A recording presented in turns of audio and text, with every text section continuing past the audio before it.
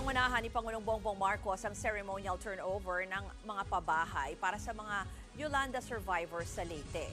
Higit 3,000 climate resilient housing ang ipamamahagi sa ilalim ng Yolanda Permanent Housing Project sa Leyte. Halos 2,000 sa mga pabahay ay maaari ng tirahan ng mga benepisyaryo. 2013 nang salantain ang Leyte ng bagyong Yolanda. Para po sa mga benepisyaryo ng Yolanda Permanent Housing Program, hindi ninyo po kailangan magbayad na ng amortisasyon. Libre na po ang inyong bahay at lote. Hindi na po kayo sisingilin ng NHA dahil bigay na po ito sa inyo ng inyong pamahalaan.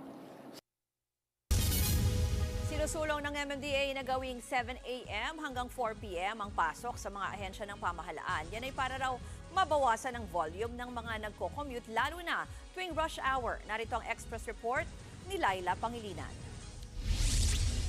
Lahat makaka-relate sa usapang traffic, lalo na sa Metro Manila. Kaya naman ang Metro Manila Development Authority o MMDA may naisip na solusyon para makabawas sa traffic tuwing rush hour. Para hindi na sumabay sa volume ng mga pumapasok at umuuwing empleyado araw-araw. Isinusulong ng MMDA na imbes na 8 a.m. to 5 p.m., agahan sa 7 a.m. to 4 p.m. ang pasok at uwian ng mga empleyado sa lahat ng national government agencies sa Metro Manila. Kung matutuloy yan, 250,000 government employee raw ang hindi na kailangang sumabay sa rush hour. Target ng MMDA na maisumite ang kanilang rekomendasyon kay Pangulong Marcos bago simulan ang rehabilitasyon ng EDSA. Sa mga nagko-commute, malaki rin ang epekto dahil hindi po sila nakapapasabay doon po sa rush hour foot traffic ng nasa pribadong sektor.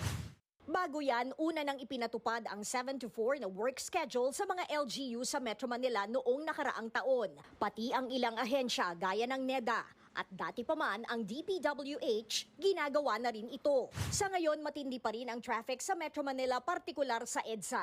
Sa pinakahuling traffic index ng location technology developer na TomTom nitong 2024, naungusan na ng Davao City ang Metro Manila. Pero pang-14 pa rin ang NCR sa may pinakamalalang traffic sa buong mundo. Umaasa ang MMDA na mas luluwag ang trapiko kapag natapos na ang Metro Manila Subway Project dahil mas marami ang maeenganyong mag-commute kaysa magdala ng mga sasakyan. Nagbabalita mula sa Frontline, Laila Pangilinan, News 5.